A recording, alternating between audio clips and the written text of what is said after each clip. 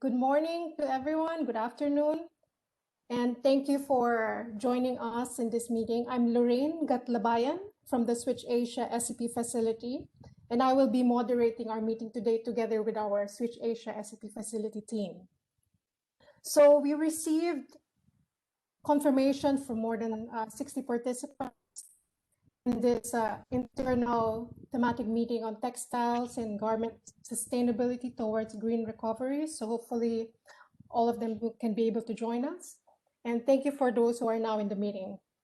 So before we start, just to remind you of all of you again about the housekeeping rules so we can have a smooth presentation and discussion. Can I have the next slide, please? Okay, so that's provided to you previously through emails. So the meetings will be recorded for reporting purposes, and we will be uploading and sharing this in the shared folder after the meeting. To the speakers, please share your PowerPoint presentations on screen. Let us know if you're having difficulty and our team will share the PowerPoint for you. And very important, to avoid echo, please mute your microphone until it's your turn. If and when connection is getting weak, please turn off your video, except when you will be speaking if you wish. And in terms of time allotment after each presentation, questions can be raised and addressed. If not questions about the presentations, it can be raised in the roundtable discussions. Also, please post your questions or statements in the chat function, and we will be sharing this to the speakers to address. And please raise your hands to ask questions and to give comments as well. A shared folder link has been shared to you, which provides the reference materials, including PowerPoints. And we will provide the report as well after this meeting. So next slide.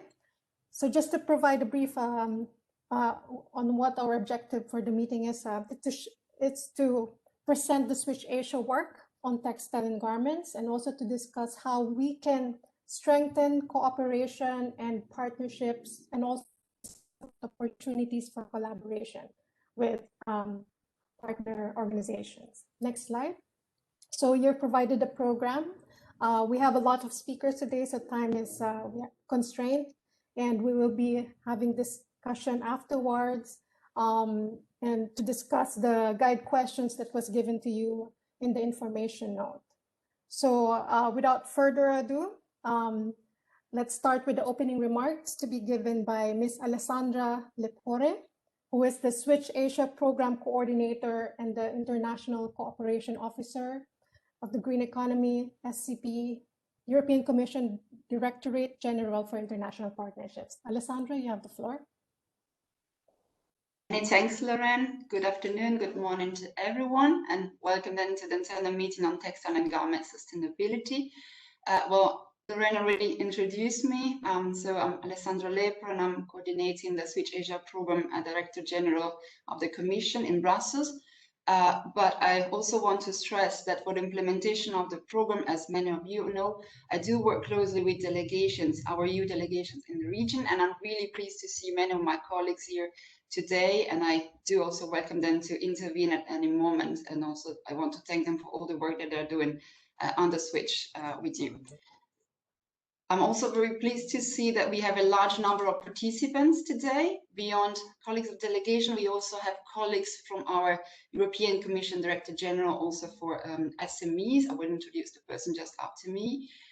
We also have representative of our partner countries. I want particularly to thank the representative for the National Council on Sustainable Development of Cambodia and the Ministry of Economy and Poverty Reduction from Uzbekistan.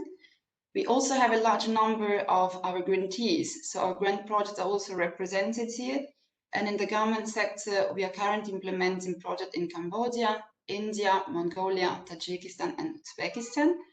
And finally, we also have a large number of partner organizations that I want to thank: Asia Europe Foundation, UNFCCC, UNEP, ILO, Hot and Cold Institute, Adelphi, and IGES. So thanks to everyone for being here today. This is the first meeting of a series of internal thematic consultative meetings, which are now part of the Switch Asia program activities for this year and 2022.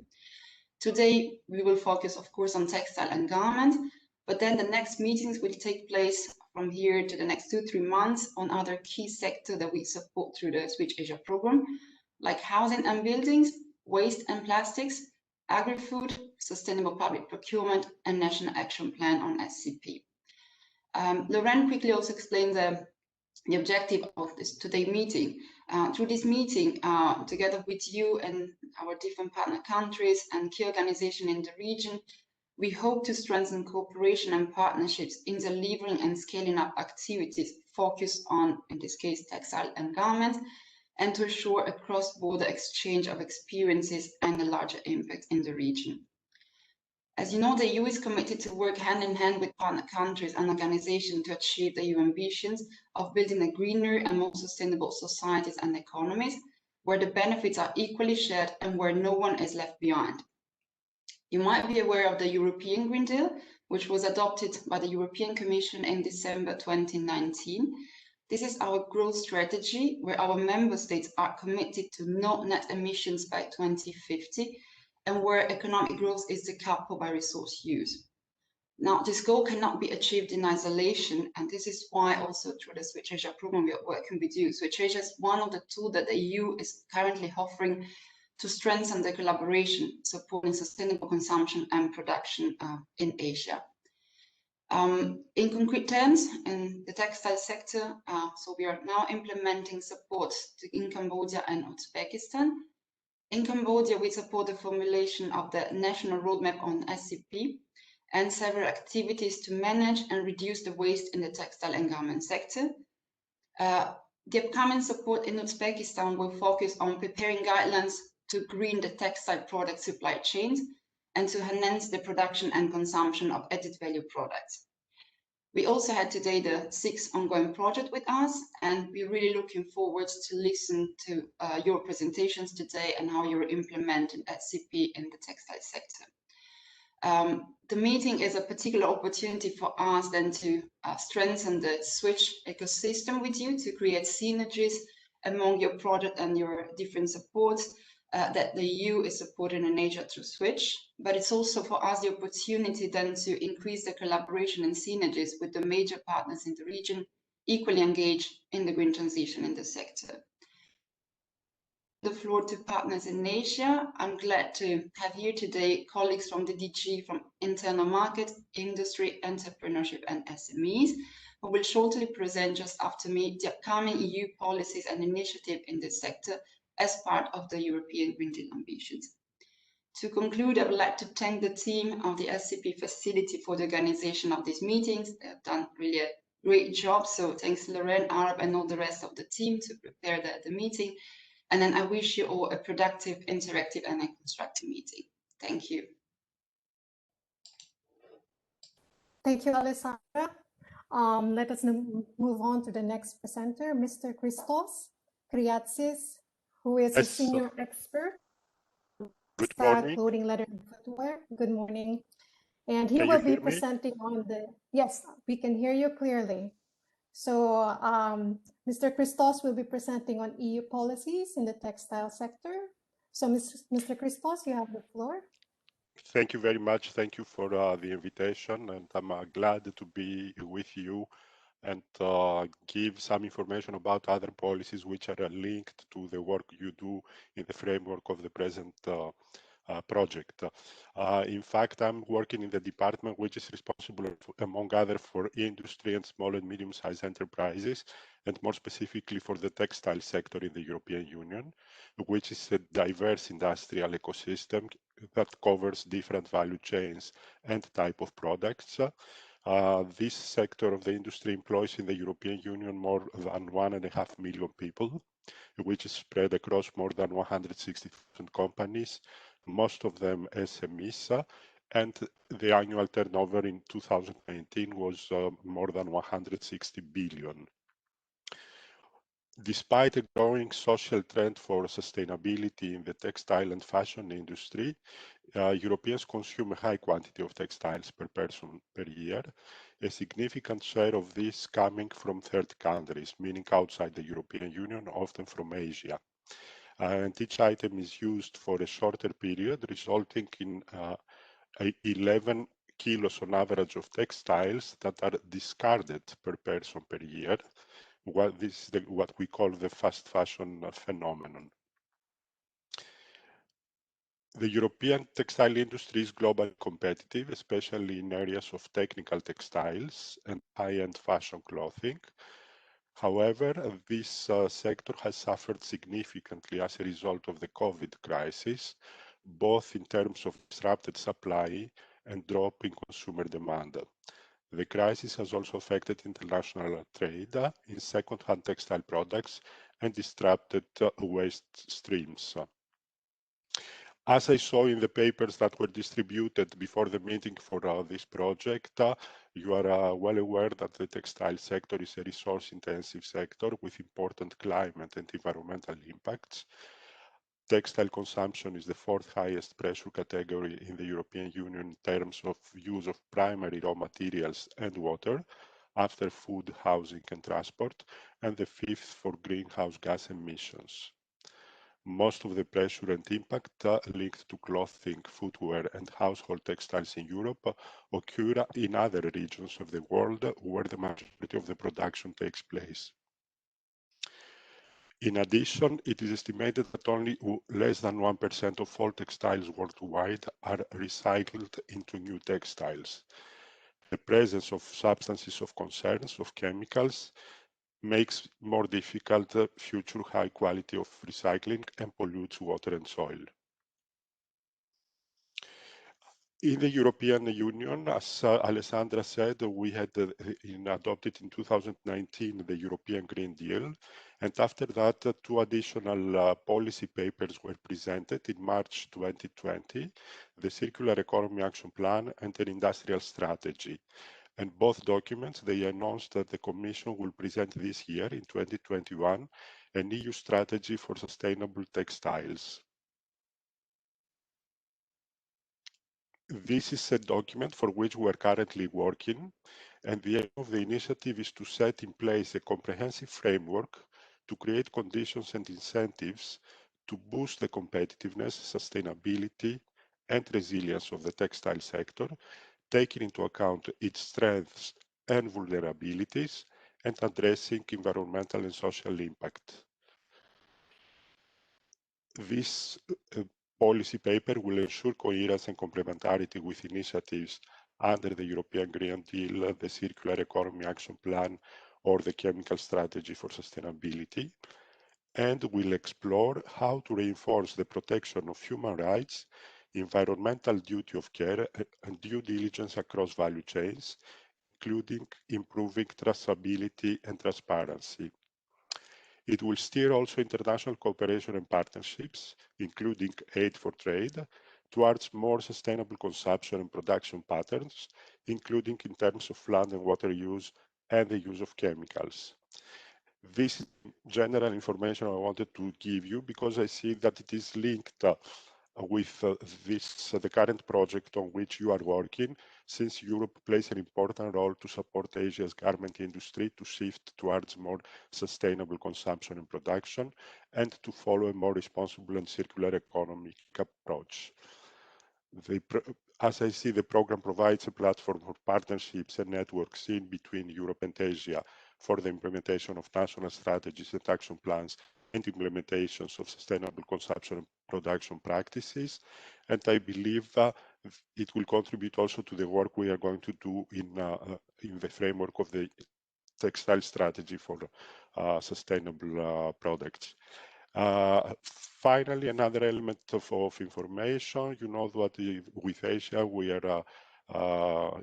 we have already some free trade agreements, like with Vietnam. We are negotiating now with Indonesia, and these they contain also specific chapters about textiles, and we work on that. I will stop there and will be glad to reply to any question you may have. Thank you. Thank you, Christos. Do we have any questions from the participants? We can further discuss in the open discussion later on. And so Let's move forward to the next presenter, Mr. Luca Quasiem. He's a research program manager of Hot and Cool Institute. And he is also the one who drafted the policy brief on garment sustainability in Asia and Europe.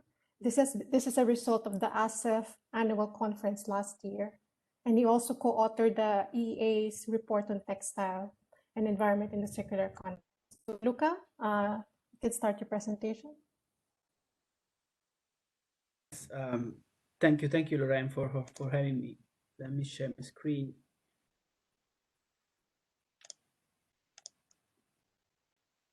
Please let me know if you.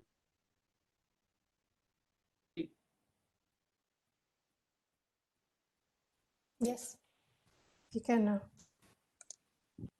Okay. Well, thank you so much, Lorraine, for having me. As you already introduced me, I will go straight to the point. I was asked to talk a little bit about trends and challenges for textile and garment sector. As Lorraine said, I have co-authored some of the recent reports of the European Environment Agency on the matter. I will talk about it a little bit later on as well. As the textile and garment sector are particularly complex due to the fragmentation and global scale of their value chains, it is a bit difficult for me to cover all the aspects when it comes to trends and challenges. So I will basically just talk about some of the facts that for which we have evidence that for me are most relevant and more important to keep in mind when designing strategies for sustainable textiles and garment sector. What we are seeing globally, it's a sharp increase in production of textiles. In particular, production has doubled since the year 2000. And we are also seeing increasing consumption, decreasing garment use time, and we are seeing as a result a sharp increase of the textile that is wasted. Some time ago, the Ellen MacArthur Foundation came up with this very powerful comparison, very powerful example. They calculated that the equivalent of one truck of textiles is landfill or burned every second. So we have still very low recycling rates. Most importantly, or equally important, or equally striking, is the fact that we don't use all the textiles that we produce, but 1 every 5 pieces of garments ends up directly in garbage, is never sold, and is never used, not even once. The use time, as said, has decreased by over 36% as a global average between 2000 and 2015. This rate is much higher in some countries, like for example, in the same period, the use time of garments has decreased by over 70% in China and in other countries. And in general, we are seeing that garments are getting cheaper, and so we buy more, while we also spend less of our income share on them. This trend is particularly relevant for me. Here we can see the production of different fiber types or different textile types over time.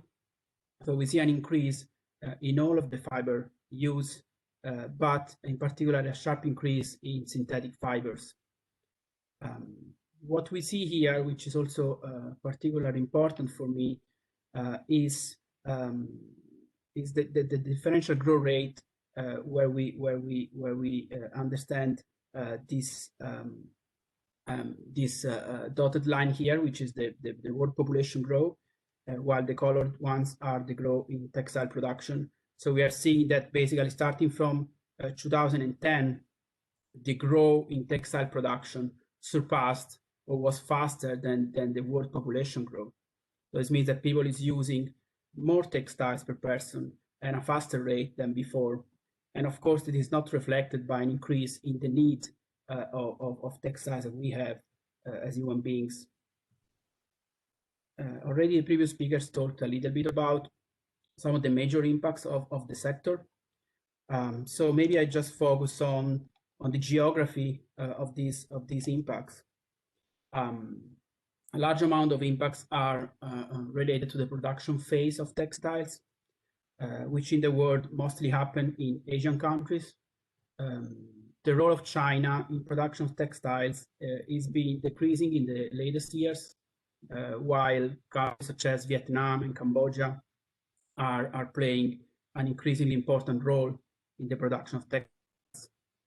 Major importers are the European Union, European countries, and the United States.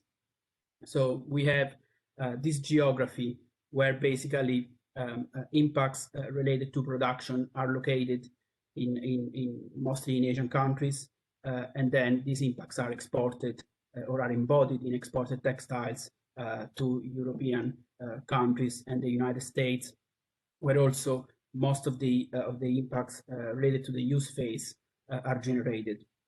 Of course, some of these impacts are global, as climate change, so carbon emissions, and some others have more of a local impact. More recently, we also worked with the European Environment Agency on a report on plastics in textiles, where we had a focus on microplastics, and we found one of the findings that is reported in this document is the fact that synthetic textiles represent 35% of total annual microplastic release. So it is a very big contributor to the microplastic problem in the world. Of course, I will not talk about this extensively, but there are also many negative social impacts of the textile sector, of course. In particular, poor working conditions is a very risky business in terms of production. And this in part is related to the fact that models such as the fast fashion models are pushing the production cost to getting lower and lower. And this, of course, influences security on the workplace, as well as mitigation of environmental impacts. Here I changed a little bit what was the proposed title of this intervention, of this talk. I just don't want to talk about challenges in the garment sector, but also about opportunities, because these 5 main challenges that I've listed here, I think they all present also huge opportunities. There is also evidence for that. So we do have really an opportunity to make the sector greener or more sustainable, while also preserving or even improving some of the positive economic impacts that the sector produces. Of course, in some low-income country, textile represent a very important, in some country, around 10% of total employment is related to this very important sector. So what are the main challenges for now? Or more urgent challenges that we need to tackle is to reduce, of course, the negative environmental and social impacts, both in absolute and relative terms. So both in improving in efficiency and reducing consumption and production to get closer to sufficiency levels, in particular in high-income countries. We need, of course, to reduce our production. We saw that we are producing too much. Some of the textiles we produce are never used, so they are produced for nothing. We need to increase garment lifetime to keep garments longer before we recycle them or we throw them away. And this could be done through enabling circular business models based, for example, on renting and leasing, but also on other many production and consumption modes. And then we need to get the prices right. We need to find tools to adjust the prices that are getting too low. And this, of course, stimulates overconsumption. Lastly, as I'm running out of time, I just want to show you a list of what I think are the most recent reports and some of the reports and documents from which I took some of the information I just shared with you. The European Environment Agency, we have report on textiles, one on plastic textiles and one on circular business models that have a section with case studies on textiles. The Global Fashion Agenda published recently a report called Fashion on Climate, where they assess what kind of reduction in emission is needed from the sector to comply with the 1.5 degree targets. And then at the Hot or Cool Institute, we are designing a series of workshops on slowing down fast fashion And if any of you is more interested in this last bit and wish to get involved, please get in touch with me. And thank you so much. And please, if you have any questions. Thank you, Luca. Okay, so I heard someone raising the hand. Yes, Dr. Jurgen, do you have a question? Yes, Lauren, thank you very much, and good morning, good afternoon to all of you. Luca, I have one question to one of the figures you have presented in the beginning about 36% reduction in the use time. I guess it's an average figure. Do you have a disaggregated figure for the various participating country under EU switch? I don't have a figure for a long list of countries. I know there is a figure for China, which is not in the presentation, but I mentioned when I was speaking of 70%. There are some studies that have investigated other countries, but I cannot now tell you on top of my mind which one there are. But of course, I'm able to share this information with you later on. There is some of these estimates we used in the policy or background paper that we published with the Asia Europe Foundation. There is some estimates for Asian countries, I think, for some of the Asian countries. So overall, there is no value for that for each European countries, but there is for some.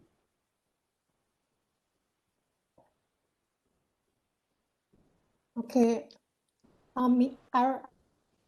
Yes. Yeah. Yeah, very briefly. Thank you, Luca. Very interesting. The presentation is mainly looked at, I would say, from the supply side. What about the demand? When you look at it as a trend, we see that there is a proportion of the population, the young population, mainly in Europe, asking for, call it alternative textile and clothing, alternative way. How this, at which pace you will see it expanding to make a change? Yes, thank you so much for this very good question. Well, there is evidence, for example, in the UK, that people is willing to buy, for example, second-hand recycled clothes to a large extent. I don't remember exactly the total value, but it's calculated that the second-hand market for garments has an untapped value of around £2 billion, I think.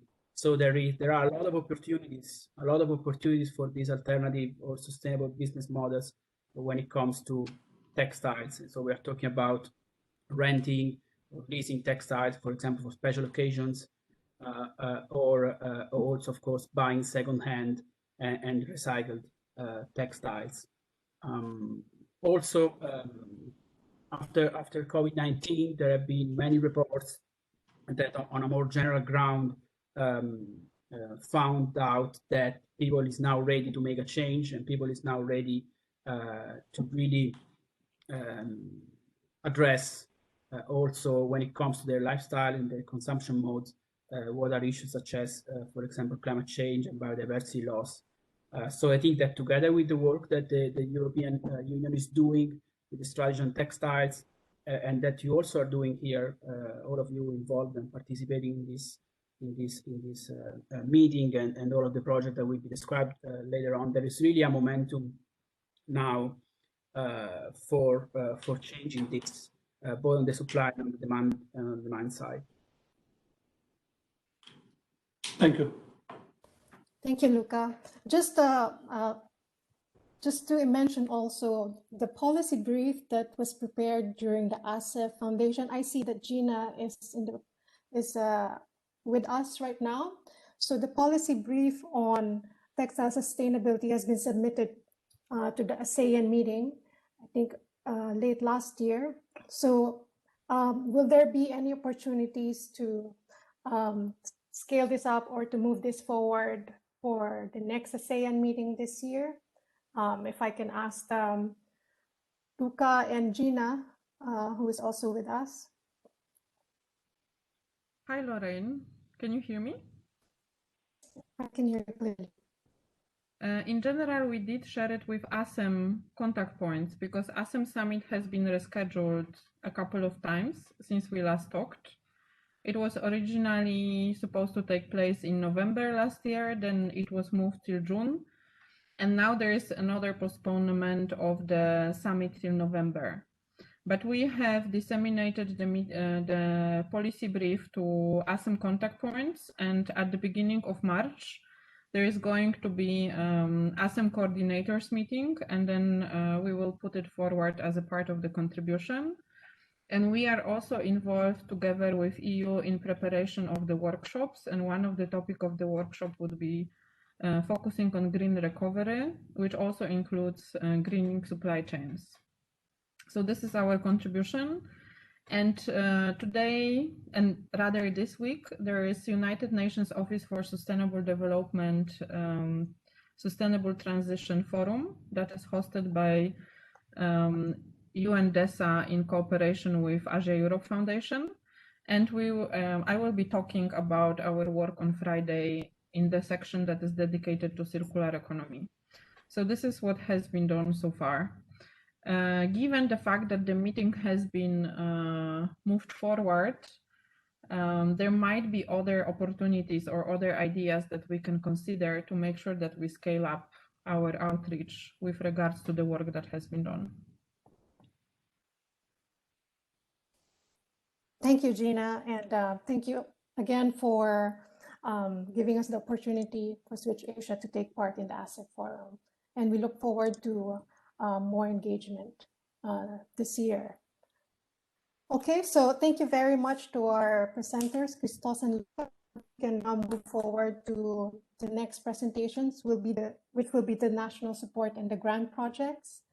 And we start first with Cambodia, who will be presenting on the Switch Asia support, formulation of the SCP National Roadmap and delivery of demonstration project on SCP and circular economy in the textile garment sector. So we have Her Excellency Lee Nangin, who is the Deputy Secretary General of the Ministry of Environment in Cambodia, who will be presenting together with Ms. Kaisha Mao, who is the Policy Researcher on SCP in the Institute of Global Environmental Strategies, who is assisting our experts in the project. Thank you, and you can start your presentation. Okay, good afternoon, and good morning, and good evening, Lauren and Alexandra. And thank you, Lauren, for your introduction. And from Cambodia, I would like to share with you the formulation of the SCP National Roadmap in the garment industry in Cambodia. Again, from Cambodia, by assisting from our partner, especially South Asia, I would like to share some thoughts related with the formulation of the SCP roadmap development in Cambodia, especially in the garment industry. There will be two parts for our presentation. The first part is related with the SCP roadmap development. This is will be present by myself to share with you the strengthened national policy and framework related to SCP. And the second part related with enhancing SCP in the garment industry will be shared and presented by Shisha Mao. Next, please. So as you can see that in Cambodia, we pursue achieve the sustainable economic growth over past 2 decades with the annual growth rate of 7.7%. And this is we are shift from the country toward the low middle income status in 2016. We also we will be on the path become of upper middle income in country by 2030, And we can see that a lot of issues we faced during in that one, and with the target to upgrade our country to be a high-income country in 2025. So with this growth of economic, we can see a lot of economic structure transformation and changing demography. And with this transition, the country also faced some challenges to for managing the huge of issue related with the waste management and another issue. And so that Cambodia government, especially the commitment from the royal government of Cambodia, who commit to achieve SDG and also to meet the target of Paris Declaration. We also commit to have achieve the SDG in Cambodia, especially the localized SDG. And with the support from the Swiss Asia, UNEP, Cambodia, especially the General Secretariat of the National Council of Sustainable Development, we facilitate with the partner and interministry to formulate the SCP roadmap, especially some policy development. And so that to start, we conduct a scoping study and to find out some opportunity to formulate our policy. Next, please. And as we said that we commit to achieve our SDG, Cambodian SDG, especially to meet with the SDP in goal SDG number 12. We have a lot of working with our partner and our many relevant ministries here in Cambodia to address all environmental pressure and to achieve a long-term environmental sustainability. So from NCSD, we already formulate our roadmap or strategic framework for 2018 to 2023. That is we need to develop a certain policy and strategy and also priority the action plan, like the formulation of the SCP roadmap. Of course, in that formulation, we already stepped up for developing the circular economy and action plan by supporting from UNDP. So also that we need further work with other partner and other relevant institution to create some policy related with green public procurement and also eco-labeling. Next, please. And to be reach our SDG goal number 12, especially to achieve some certain indicator, we have formulated also the SCP working group that led by General Directorate of Sustainable Development. And this working group, we try to facilitate to with the participant to develop some policy strategy and also facilitate to develop the guideline and criteria for assessing a public and private sustainable development, and also promote the public awareness to motivating public user about SCP and environmentally friendly practice, and also advise in developing guidelines and certificate for eco-labeling And finally, a guideline for assessing the mechanism for eco-labeling. So in terms of formulation of the SCP, we conduct a scoping study and also that with the key informant and find out some priority activity to have to develop the SCP roadmap. This is related with those of priority related with manufacturing, building, tourism, and public procurement, eco-labeling, water, agriculture, forestry, and fishery, transportation, water, energy, and mining, and also that priority with financing, education, and another issue with working with cross-cutting measure. Please, next, please. And as mentioned earlier, we can categorize that our scoping study, we can identify some SCP roadmap development based on the challenges in garment industry. One is related with pollution control, and this is one that we need to monitoring enforcement of the pollution control standard by ministry in these challenges.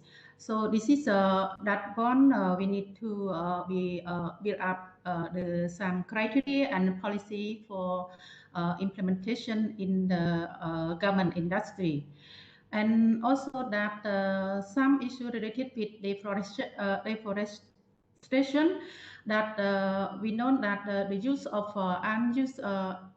unsustainable, no tradable, cheap fuel wood and as energy sources, we contribute a lot to rapid of forest depletion.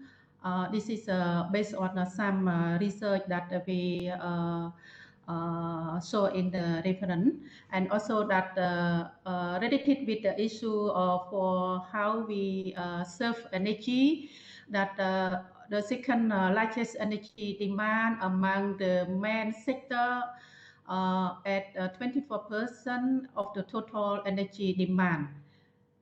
This is very important that we from NCSD try to work with the relevant ministry to find out the solution and find out the policy to use renewable energy. And another one with the social sustainability, this is we need to improve occupational health, safety, and working condition in factory, and also related with equipment and technology, the replacement of out of date and inefficient equipment and technology is required in many factories. This is the big concern that we need to promote understanding of the use equipment in and technology in the factory. And finally, related with economic viability, that is we have to concentrate on the high energy cost in a factory, even with discount electricity tariff. Next, please. So from that finding, we can categorize the opportunity to work in the garment industry by three categories. The first related with enhancing pollution control, and this is the one specific objective that we need to take action.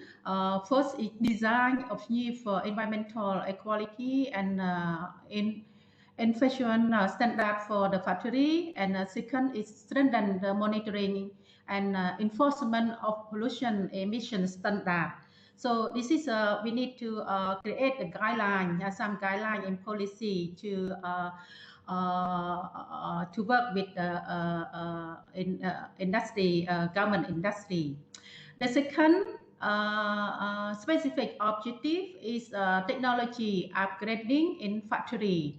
But the first one, we need to develop a program for environmental technology, verification for industry, and register of verified environmental technology. And also provide the second one, to provide the access to financing for energy and efficiency and pollution control in factory. This is we need further work with the private sector and other the development partner to developing the guideline and policy, especially to seeking support, financing support from our partner as well. And the third specific objective is resource efficiency in the factory. That first, we need to establish a guideline, networking, and training for industry on resource efficiency, especially how to use energy and water for long-term use in factory. And also that the second related with establish and implement a voluntary standard on resource efficiency in industrial enterprise. And last one is related with audit of factory for sustainability, such as energy efficiency and water use efficiency. So in this three specific objectives that we will mention in our formulation of SCP National Roadmap, we will identify the relevant institution who be implement this in this roadmap, and also we will divide the time frame as the short term, medium, and long term. So this is we initiate to start to develop our national SCP roadmap. So the second part of the presentation, I will give the floor to Shia to present the second part one. Please, Shia. Thank you very much. Next slide. So I'll very briefly talk about the current progress of enhancing SCP in the garment industry. And specifically, we are focusing on wastewater and solid waste. In terms of wastewater, we know that currently 70% of all the toxic pollution from all sectors coming from the garment industry in Cambodia. And in the solid waste, currently is collected and is put into the open dumping disposal site without treatment. And the current quantification of the landfill disposed solid waste from the garment industry is not clear. Based on the composition of industrial waste sample in the landfill, so we know that 60% of the waste is from the textile. So the next slide. So we are doing analysis in 3 steps. First, we look at the policy review. So we look at the existing strategies, plans, legal frameworks, and more detailed instructions in the area of waste and wastewater treatment. So I think the first one observation, Her Excellency Nina already mentioned that about the enforcement and the monitoring evaluation process is weak. And the second, we think the current measure is focusing on the end of pipe solution in terms of waste treatment and waste management. So hopefully in our recommendation, we'll provide more progressive solutions in terms of innovation and eco-design perspective. Next slide. The next step we are doing is we are doing the stakeholder interviews.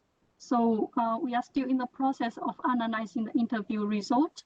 We talk to ministries and the government association, factories, waste management companies, and actors in the global supply chain, and also international organizations.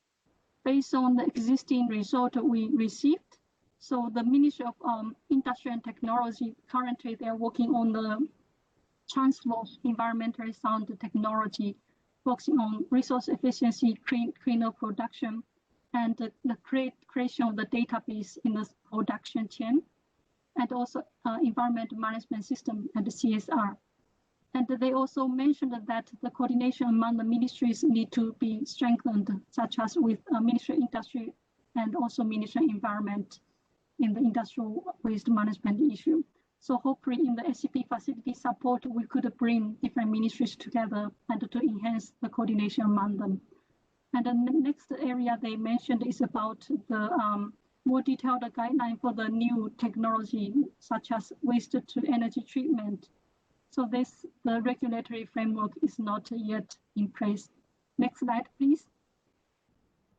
So the last step, this one we haven't started yet. We are aiming to collect the quantification data from 3 different sizes of the factories, large size and the medium and the small size.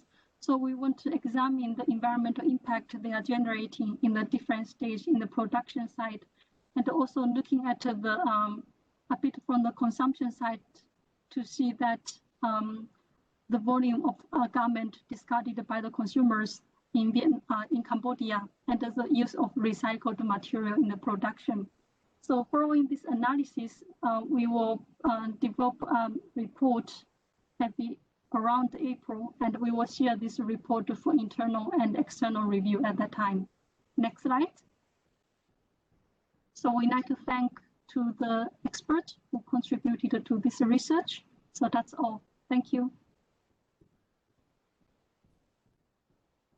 Thank you, Her Excellency Lina and Kaicha, for the presentation.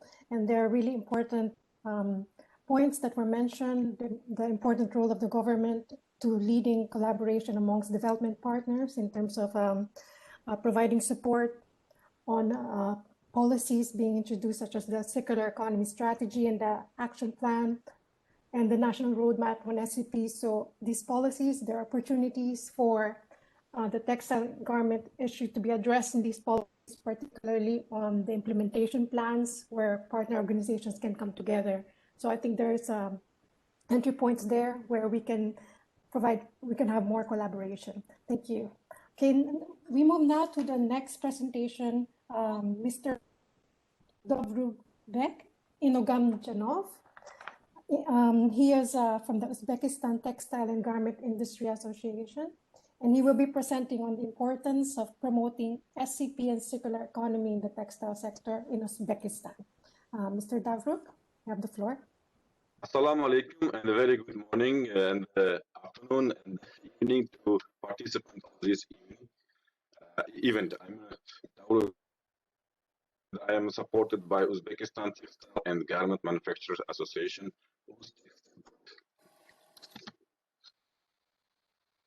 We have more than 7,000 companies which are related to textile and garment making, and about 2,000 companies are under the umbrella of Association Uztextilprom. So there are about 1,300 sewing and knitting enterprises, more than 430 textile companies, including weaving, spinning, and knitting companies, and about 96 cotton textile clusters, and 10 machine building companies. In 2020, the export volume of companies under Uztextilprom Association was reaching about 1.9 billion United States dollars, and the total foreign investment it's more than 2.2 billion. So in next slide, I'm providing you some information about the key indicators of textile sewing and knitting industry in 2020. On the left side, you can see some circles with the information inside. So you can see the part of the circle in blue, it is internal market consuming, and the green part is the information about exporting. For example, you see the information about the production of knitting fabric, about 1,600 tons, or 7 100 million square meters of cotton fabric was produced, and more than half was consumed by a local market. So in 2020, the companies under umbrella of Uztextilprom was making a 71 project, and the total cost of this project, that project was exceeding 470 million USD, and the export potential from that 71 project was about $180 million, and it was creating more than 16,000 new working places. In 2020, the export of the industry, as I mentioned above, it was reaching 1.9 billion USD, and comparing with 2019, it was 25% more than previous year. So export geography of the products is about 86 world countries and their markets, and so achievement like industry achievements, it's totally more than 306,000 employees all over the country. Right now, daily we have production of for medical masks about 18 million masks daily, or about 40,000 pieces of medical overalls. How about the export market? So you see, we have about exporting about 40% of our product exporting to Russian country and the CIS countries, and the about 20% it goes to China, and 20% our neighboring countries, as Central Asian neighboring countries. We have also a small amount of export to Southeast and the Southwest Asian countries. We have about 16% export to Turkey and European countries. Very small amount of export to American and African countries. So we have a target for 2025 of export about 7.1 billion USD. Right now, share of the industry in Republic GDP is equal about 6% in textiles, and the share in the export of finished products is for totally it's about 54%. So in the near future, in 5 years, I mean in 2025, we are going to change the rate of production and exporting. So we are going to decrease the exporting of cotton yarn and reaching the rate of exporting ready-made products like garment and hosieries. In 2020, we implement several regional projects.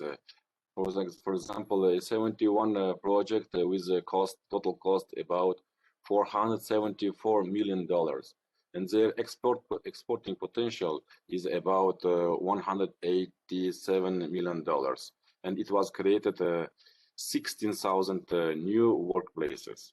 For 2021, we are going to make 64 projects, and with their cost about $811 million. Their exporting potential will be about $284 million. So, and it will be created more than 20,000 workplaces.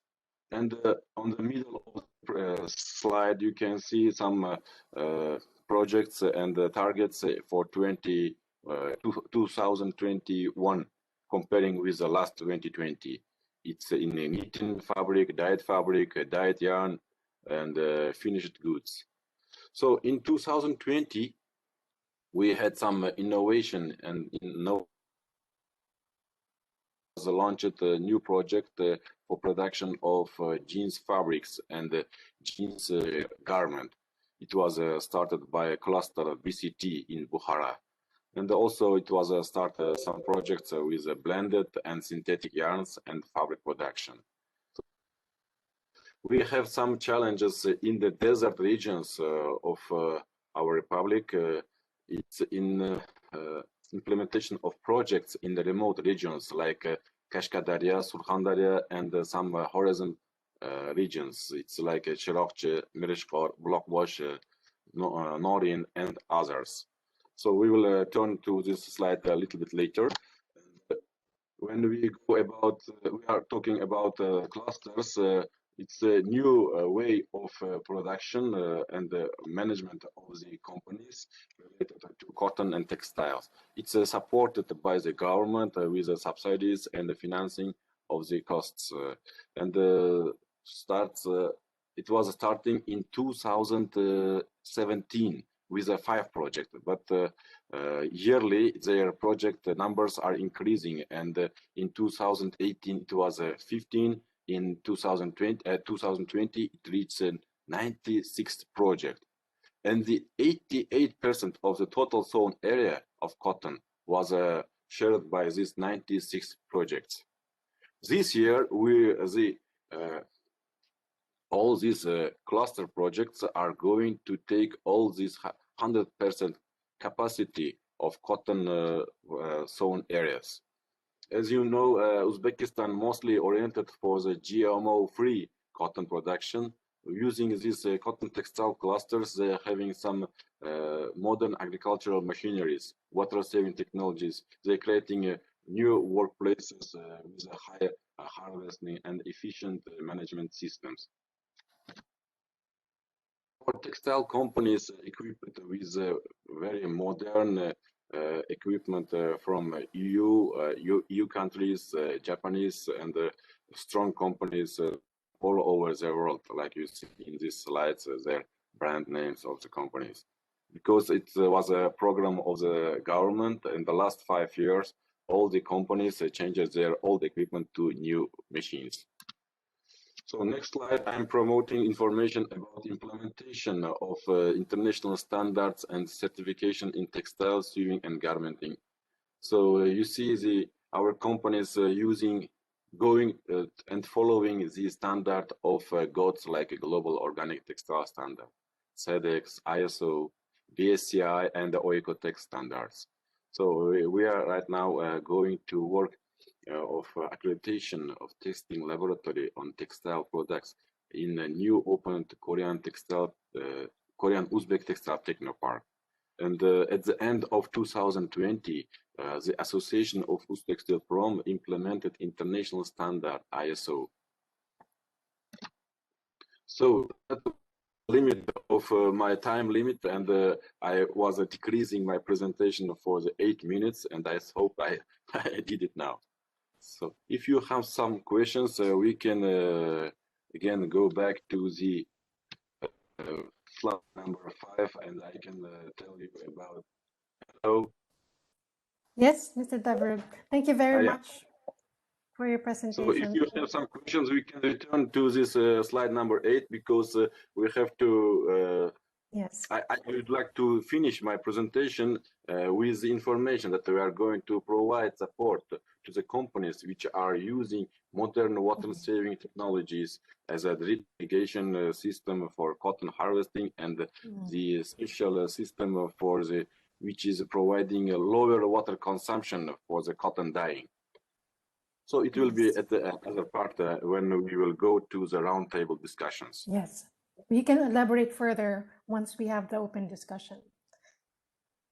For everyone's information, it's very important that the private sector, the garment industry is involved, and the Switch Asia SCP facility is currently preparing the support provided to Uzbekistan, and this will be in providing support in preparing guidelines on greening the textile products supply chain, and also enhancing the production and consumption of added value products. So in this initiative, I'm sure that there will be potential partnerships together with partner organizations. Thank you very much.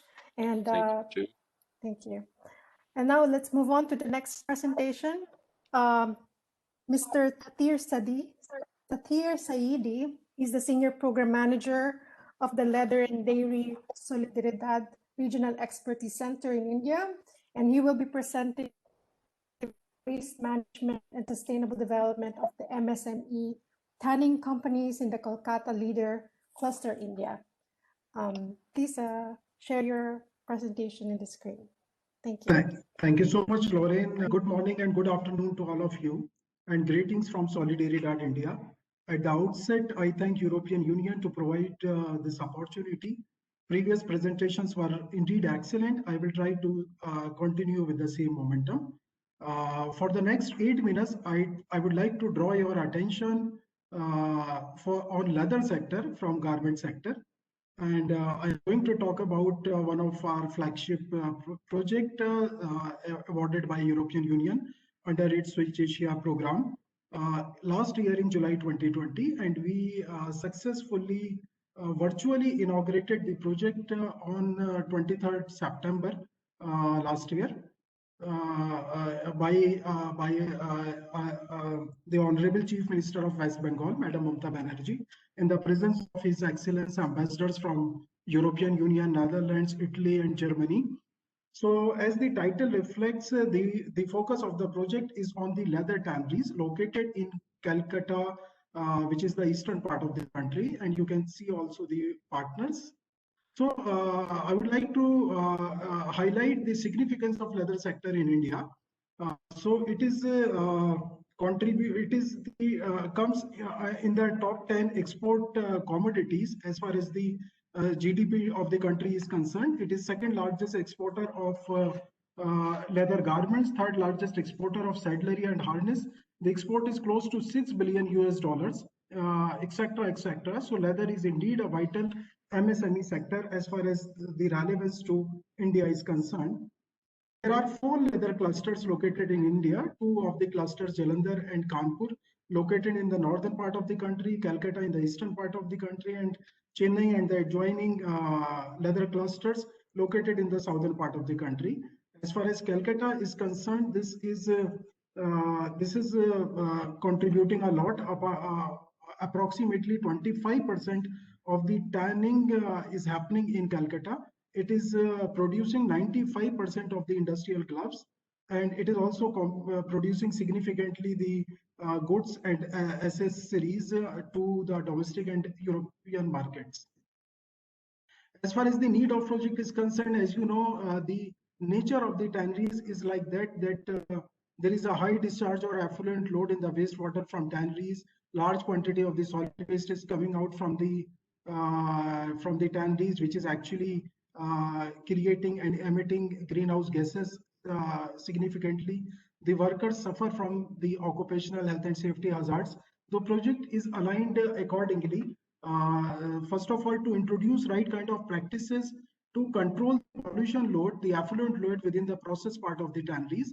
Then to convert to establish scalable pilots to demonstrate waste to value concept. How can we convert different kind of waste coming out from the leather industry into value, which will also impact the greenhouse gases emissions, as well as the occupational health and safety, which is predominantly quite relevant to the workers working in these tanneries and the leather sector. So we have designed the project accordingly. Now in next 3-4 minutes time, I would like to touch upon what we have done. We have started project in last 3-4 months time only, but what are the key demonstrations we successfully executed in last 4 months of time? You know, as far as the tanning operation is concerned, after the slaughtering of the animal, the skin or hide of the animal is being preserved by using the salt. And this salt is the key reason as far as this total dissolved solid is concerned. Total dissolved solid, TDS, is one of the key challenges as far as the pollution in the water bodies is concerned. So with the help of technical experts, our partners, we got success to work out a very simple desalting machine. And with the help of this desalting machine, we got success to reduce TDS by around 33% in volume from the tanning processes only. That particular, the cost of this desalting machine is Indian rupees 1,25,000, and if I convert it in euros, around 1,500 euros. So the cost of the desalting machine is also quite economically viable, especially the industry endorsed this particular intervention a lot, as well as the regulators of our country, of that particular state, West Bengal Pollution Control Board. They are willing to scale up this particular intervention at cluster level, means this particular intervention will be adopted by 300 tanneries. I have a meeting with the government entities the day after tomorrow in Calcutta, and I am really optimistic to discuss it further. Next intervention, there is a flashing process in the tanning value chain, which is the most water intensive process. With the help of another simple intervention, the installation of a simple device, which is termed as solenoid valve, we got success to reduce the water consumption at that particular process by 50%. And again, the cost of this solenoid valve is Indian rupees 10,000, means the cost is only 125 euros. So the cost of this particular device is viable even to the smallest enterprise, smallest tannery located in that particular area. So the industry is also taking good interest towards this intervention as well. This is another chemical intervention, and we got success to reduce the evolution of hydrogen sulfide gas, which is quite hazardous in nature. It is causing even the death of workers. So with the help of our innovation, with the help of this specific enzyme we are using, we have significantly reduced the BOD, COD, as well as the evolution of hydrogen sulfide gas. If I come to the solid waste part, you can see at the extreme left, this is lime sludge. Dried sludge, you can see in the next picture at the top of right hand side that this is actually the waste, which is actually causing the land degradation, and even it is going further to the water bodies. But we got success to utilize this sludge into making of paver tiles.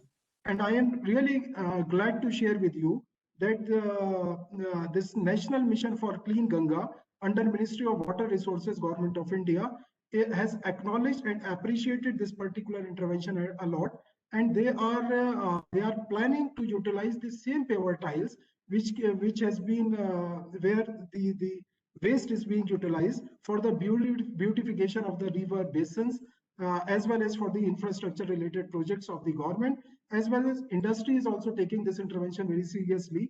Like they are upgrading their common effluent treatment plant. There is some renovation happening in the tanning industry premises, so they are also going to use the same tiles. I'm very sure that in the next one quarter, we would be able to showcase some tangible outcomes, how these tiles are being utilized by all these entities.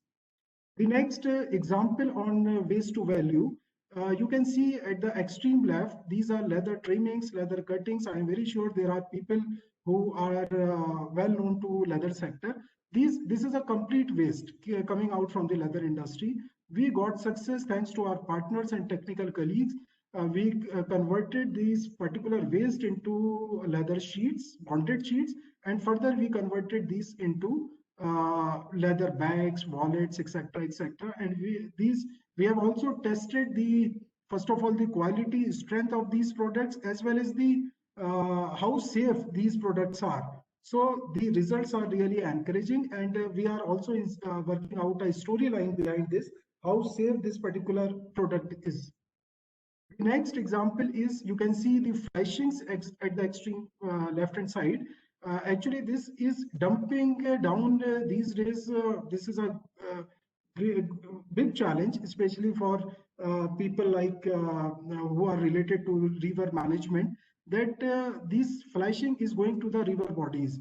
But we got success to convert into sustainable tallow. The tallow is the raw material for soap and cosmetic industry.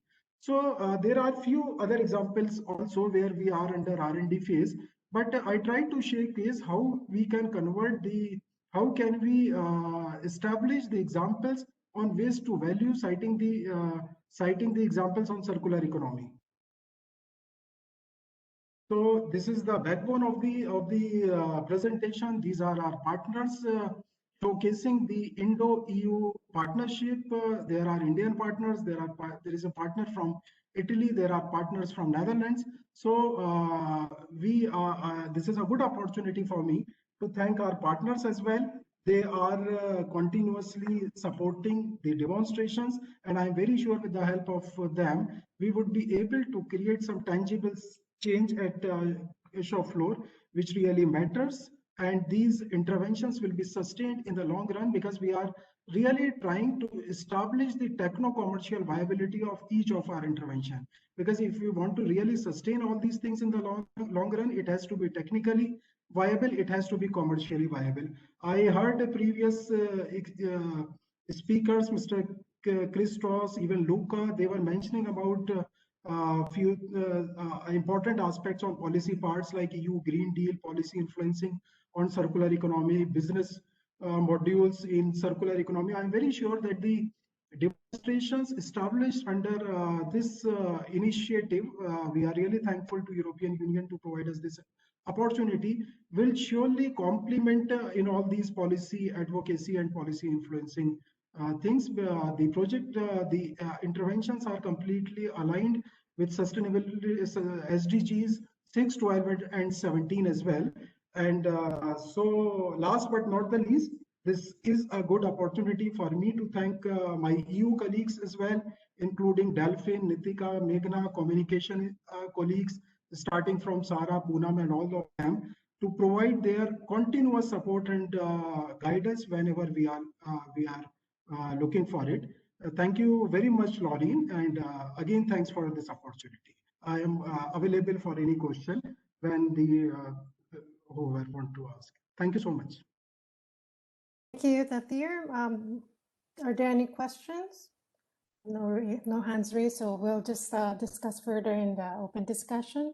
So the presenter mentioned the importance of technological innovation in the garment industry, and we have the grant projects presenting that has been presented and will be presenting later on how they are helping companies such as SMEs, MSMEs to adopt cleaner technologies and more sustainable industrial practices, and this is an opportunity for collaboration scaled up. Thank you, Lauren. Through partnership and collaboration. Okay, thank you. And we move on now to the next speaker from Switch Garment, Mr. Bradley Abbott. He's the project lead from the Global Green Growth Institute, and he will be presenting the promotion of sustainable energy practices in the garment sector in Cambodia. Yeah, my name is Brad Abbott, and I lead the project Switch Garment, which is promotion of sustainable energy practices in the garment sector. Yeah, I'll just give you a quick garment sector overview for Cambodia. As Ms. Lena discussed before, the garment sector is a huge part of Cambodia's economy, employing over 600,000 people, $7.9 billion in exports. Just for background, most of the factories here that export are foreign owned and financed. The sector here is really dominated by ready-made garment factories. Bradley, can you go near the mic, or because we could hear it very well? Sorry, can you hear me better? Yes, that's much better. Thank you. Okay, sorry about that. So just the garment sector in Cambodia is dominated by ready-made garment factories. There's a bit of diversity with laundries and footwear. Essentially there's pretty low resource efficiency and low adoption of sustainable energy technologies in factories overall. So what this means and what the project's about really is in facilitating investments in sustainable energy technologies and practices in garment factories to improve competitiveness with peer countries. As my slide says here, really we have from an investment performance, what we're seeing is an integrated project with solar and demand side measures, less than 3-year payback. with a 22% IRR. Without solar is even better. So this is good background information, because one might say, well, why aren't these things being done? And the challenge really is that is the character of the factory and the business. So we have factories, and this is a generalization, but this is what you mostly see: factories with really thin margins, really short investment horizons, small operating profits, and this you know, factories are foreign owned, so the issue isn't really about access to finance. It's really about the short investment horizons and uncertainty and risk that they see with investments in sustainable energy practices and technology. So what we really see in this project is an opportunity for the partners really need partners to deliver these projects and achieve these strategic outcomes. So it's not just about energy cost reductions, but it's also about improving their sustainability profiles, which is really important to brands, for example. So there is we feel like there's a great opportunity to especially support SME energy service partners to help factories deliver projects and get the outcomes they need. So yeah, the goal of the project is to improve competitiveness in the sector by scaling sustainable energy investments. So that just an overview of our projects, we're looking to audit in our project 50 factories. We want to see $2 million in investment by 2024.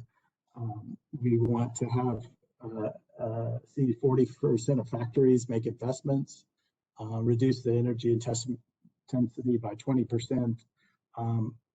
One of the main activities and goals is to set up an investment facility. So it's $25 million, capitalized at $25 million, and have so the project and I'll just have an overview of sort of the activities, the core activities. So we have a regulatory component, you know, practical regulations and a policy pathway to support sustainable energy investments, monitoring and verification. So in Cambodia, if you've worked here, one of the key or lived here and worked in the sectors, one of the key gaps is information. So MRV is very important. Factory assessments and training, so raising awareness, audits, training, and then coaching for investments, and then this finance facility. So, and the emphasis really is on factories, and we don't want to just do audits. Really, we're going to measure our success by investments made. So that's a key thing in our project. So we want to give the factories assessments, training, but we want to mentor them and help them get to that point where they make that investment and help them engage with different stakeholders like brands, energy service companies. So just from a finance, a pipeline perspective, you know, we want to have all these components in place. Some of them are really under the scope of our project, but others are a bit aspirational. But this gives you an idea of what we are really shooting for in terms of finance. Just talking a little bit about our achievements so far to date. We've had a really positive start. It's early days, but I just want to say, and I think on the call is Mr. Tekeng from GMAC, and I can't say enough about them, and they're a strong partner and guide to the industry. It's a really key to accessing factories and gaining their trust, which is important.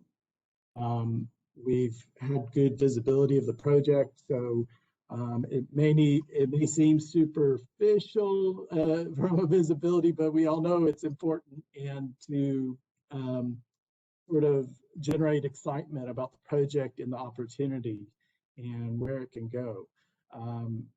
Having good brand support so far. It's like I said, it's early days, but there's quite a lot of interest. We've done quite a bit of training so far for preparation of audits. And we want to use the project really also as a platform to do more from a co-financing perspective and make this a rich opportunity, especially for GMAC. So also for partnerships, we're trying to reach out to universities and our other stakeholders to give them a part of it. So just wanted to talk about some of our keys to success so far. I mean, as I said, we've had a great start. We have a good team, so and I probably didn't mention it, but the project is a consortium between the Global Green Growth Institute, GMAC, who's the Garment Manufacturing Association of Cambodia, and the French NGO JERES. But we've had a great partnership so far. Really in our project, what we feel like is a success. I mean, really factories won't make that investment decision unless you understand their commercial situation. So we really have to have a commercial mindset. We want to build visibility for the project and build excitement. We want to have a lot of flexibility and innovation. We think we have a good project design foundationally, but it can be better. So we're looking ways to innovate and overcome some barriers that we see. Yeah, coordinate with partners, and I should say this sector is a sector that there's been a lot of projects, and we don't. I think it's classic in development where partners tend to overlap, but we feel like we want to make our project additive to what's been happening and bring things forward, and in the end, help our factories make investments. Vision. Like I said, we want to do more. Take advantage of strategic opportunities. Like I said, GMAC's a good partner. They have a training arm, for example, and this is something that we want to leverage. I think that's about it. I'll take any questions. Thank you, Bradley. That's very interesting. And you've also shared to me also the questions that was raised in the information note for the guide for discussions, and you really made a good input there, and I hope that you'll be able to contribute later on in the discussion. Sure. On what you mentioned in the PowerPoint. Okay, thank you so much. And now we move to the presentation from STEP Ecolab, Ms. Sarangu Uhana, STEP Ecolab Project Manager from the Agronomes et Vétérinaires Sans Frontières, France. And she will be presenting on the sustainable textile production and eco-labeling in Mongolia. Thank you, and Ms. Sarangu, you have the floor. Okay, so good afternoon, ladies and gentlemen. I'm pleased to share you our experience with you, colleague, and thank you giving me opportunity to present STEP Ecolab project. So this slide shows brief information about STEP Ecolab project. So the project started in 2018, and the project objective is to support Mongolian wool and cashmere processing companies for better implementation of sustainable practices. So I have to emphasize that this is the first project addressing sustainable textile production in Mongolia. First, I would like to introduce you briefly about Mongolian textile sector. The Mongolian agriculture sector is second largest economic sector after mining, and we have more than 1,000 years of experience for animal herding. So in this slide, you can see Feltrak, which was discovered in Naimorda burial site, and the researcher estimates it's made in first century AD. So the modern textile factories started to be built by Mongolian government starting 1934. The first factory was field making factories, and then and scouring plants, and then Mongolia implemented sequentially weaving factory, carpet making factory, and knitting factory, and the last factory that Mongolia implemented was spinning factory. And nowadays, our current livestock counts around 80 million animals. This is versus 3.5 million citizens. So it means that we have more animals than the Mongolian populations. The annual animal fiber production is around 47,000 tons of fiber. And I have to emphasize that we are second largest producer of cashmere after China. So 670 factories with 22,000 employees is working in Mongolian wool and cashmere sector. So everything that we are producing in textile sector is related with cashmere, yak wool, camel wool, and sheep wool. So the sustainable wool and cashmere value chain in Mongolia starts from the herders. Several local and international projects and initiatives have developed sustainability in the upstream of wool and cashmere value chain for 15 years. Stakeholder project is targeting to increase, replicate best practices developed by these initiatives, and we are aiming to increase the volume of sustainable certified raw fiber. So the existing, the best practices of sustainability is replicated by regular training and workshop. Starting since 2018, 3,100 herders attended to our training.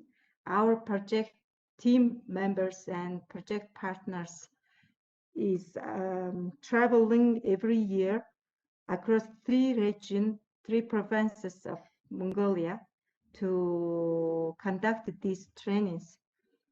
And we developed 3 series handbook of sustainable herding practices and to support our trainings, and more than 3,000 copies were distributed to the herder communities and cooperatives. Also, we developed video documentary material for sustainable herding practices, and we broadcasted it during 1 month before harvesting raw material, and we will continue this activity, this broadcasting, until the end of project.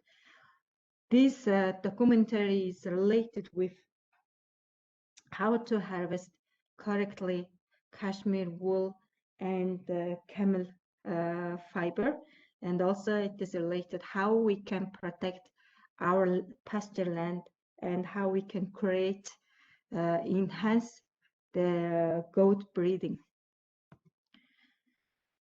And the buying behavior of our consumer, our wool and cashmere consumer in developed countries are changing last 5 years. The demand of traceable, sustainable, ethical products increases every year. The international buyers that we are working insists on transparency of supply chain. So AVSF developed certification schema for sustainable cashmere since 2005, 2014. And I think that it is first auditing and certifying process for upstream of value chain for Kashmir.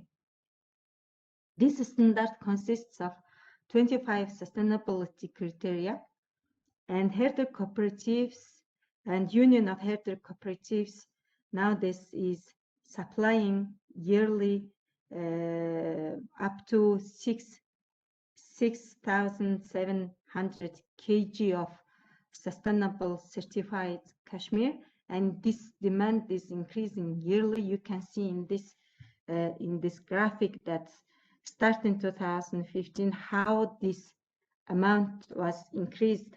So this sustainable cashmere certification is already recognized by local and international luxury brands.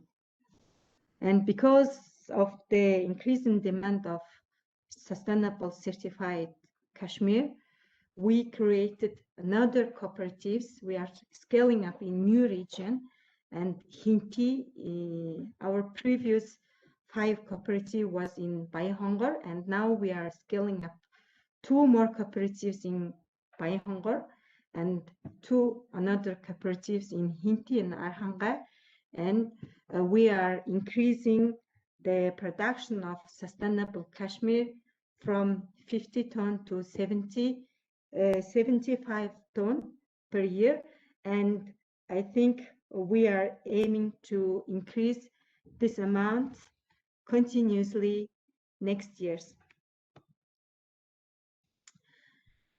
So the Mongolian wool and cashmere processing companies plays important role of bridge between herders and international buyers. Market demand and consumers' requirement on the sustainability passes through the Mongolian factories because the Mongolian factories is communicating regularly with international buyer. So first 2 years, we concentrated our effort to build strong knowledge of sustainable consumption and production in the Mongolian wool and cashmere companies. First of all, we made baseline study to define what is the environmental and social impact of our current processing factories.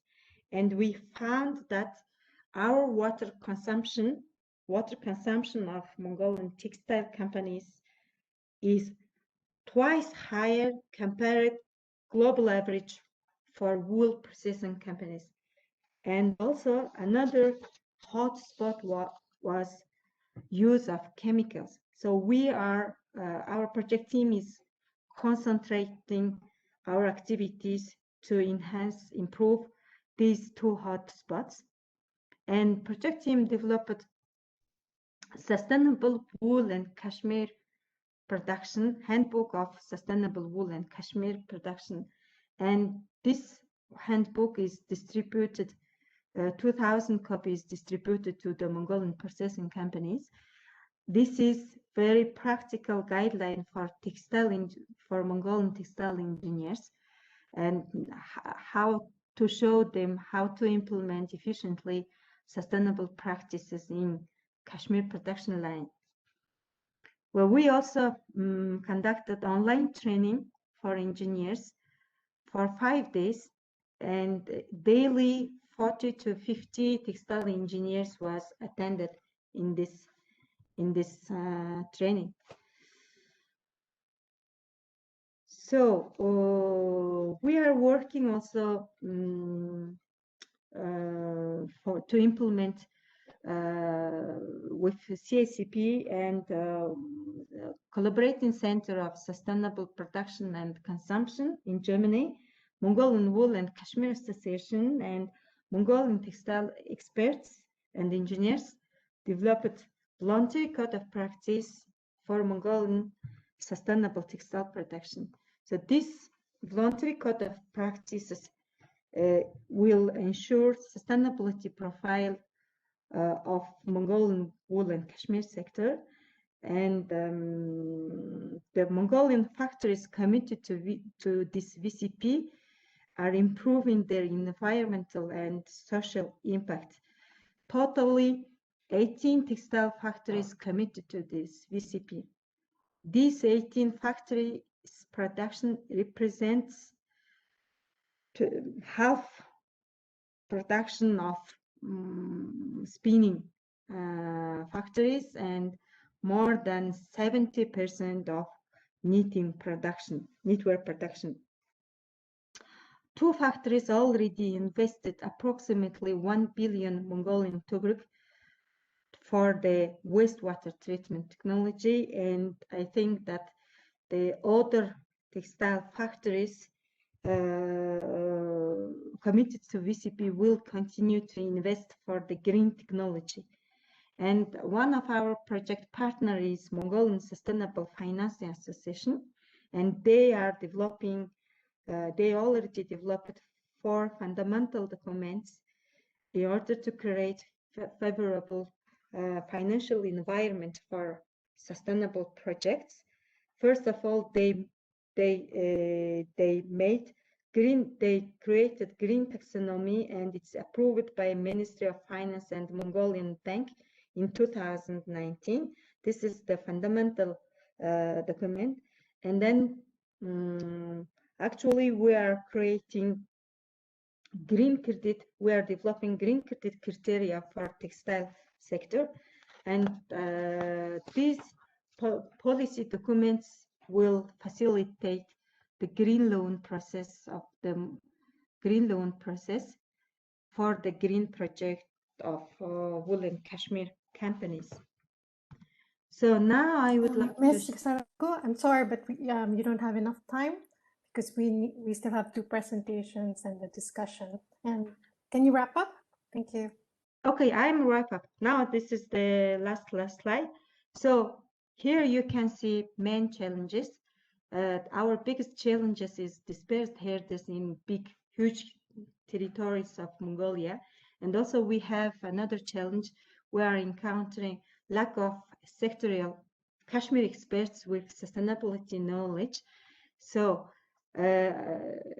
what would be further action to implement efficiently SCP in wool and cashmere sector here? So first of all, we need to scale up a source of sustainable raw material up to 4,500 tons, and we need to create certifying institution in 21 regions in Mongolia to audit upstream of value chain. And also we need to prepare national sustainable textile auditors to facilitate green loan process, to facilitate green certification, sustainable certification process. And also I think that we have to develop online training platform dedicated to SCP for the specific for wool and cashmere sector, and that will be helpful to replicate, to share knowledge on this SCP regardless distance and time. And that's all all the information that I would like to share with you. And thank you for attention. And I think that if you have any question, please, I'm at your disposition. Thank you, Ms. Sarangu.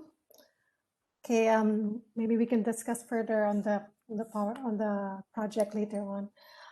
So we have one more presentation from the grant project and also another one sharing of experiences from other projects through the Fabric Asia. So Ms. Alina Ulmer, she's the project manager from Adelphi Consult GmbH, and she will present on the project Roots, which is reviving Uzbekistan and Tajikistan sustainable ikat and silk Tajikistan, Uzbekistan.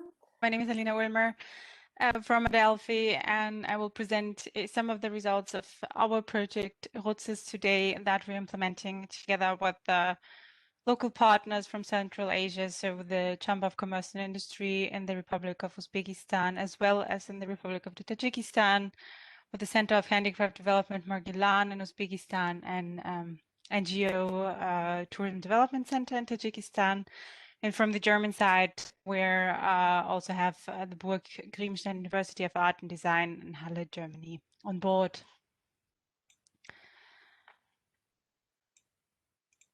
Yes, so really quickly to highlight some of the objectives of our project. Mainly, we would like to contribute to the revival and upgrade of local silk and ikat value chains in Central Asia by integrating sustainable production approaches and strengthening cross-cultural dialogue between Uzbekistan and Tajikistan. How to do so? We are creating several new educational and employment opportunities. So we're creating workshops and trainings on sustainable production techniques. And we would like to enhance the recognition of Central Asian sustainable silk and ikat products on international markets. Maybe to highlight a little bit the challenges here at this point, we think that the challenges, especially of traditional silk and ikat production, for example, especially in Tajikistan, are different from those of other textile sectors that are focusing on larger volume, production volume. Especially in Tajikistan, silk and ikat manufacturers are mainly micro and small enterprises or family businesses. And we saw from the presentation from Uzbekistan that there is a larger scale textile production in Uzbekistan. But if you really look into traditional ikat production, it is still rather small and is done on constructed equipment and just partly use electric machinery for that. So that's why we are facing different objectives, different challenges, such as, for example, information management between the countries, but also between the stakeholders, such as research institutions, and also challenges in sourcing suitable and novel and affordable equipment.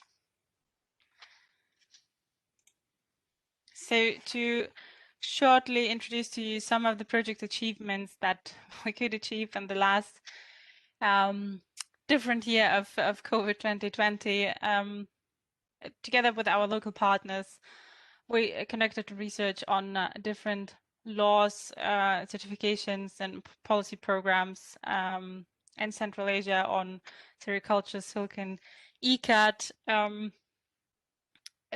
such as, for example, governmental programs supporting the sectors. We looked in existing regulations for quality criteria or policies on sustainability in the sectors. We realized that the programs and policies differ widely between Tajikistan and Uzbekistan. That's why we also would like to foster this cross-border exchange. And I think it's also really interesting that in Uzbekistan, you also investigated on different standards, and also the project in Mongolia also focused on eco-labeling schemes, but we will talk later on a little bit more about it. We also looked into existing international regulations and laws and that, so that we can provide knowledge or exchange knowledge on that. And we are finalizing now a report regarding policies in both countries. So if interested, we are happy to share our results.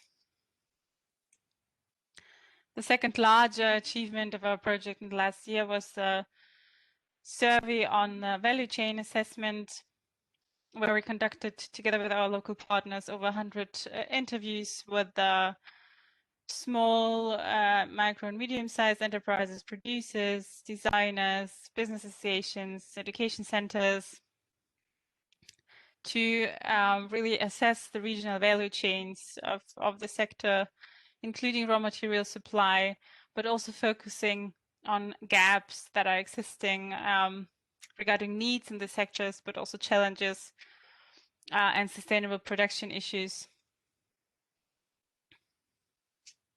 We launched a website for our project and do have different social media accounts, and on the website we also would like to introduce at some point of the project a textile database, so feel welcome to visit our website also regarding the results of these two researchers that I just introduced. Coming now to the more or less the topic of today's meeting of possible synergies and collaborations with the other Switch Asia grants projects on textiles and garments. We just picked up two here, but we're totally open and interested in all the projects that have been presented today. But since it's geographically and from the topic quite similar to ours, we just highlighted here concrete options for the two projects, the one regarding textile sector in Uzbekistan. So as I said, it might be interesting to cooperate in policy roundtables, for example, with regard to different standards existing in Central Asia, or also exchange on challenges and opportunities in the textile sector. Maybe plan jointly business-to-business events that we are planning twice a year in Central Asia.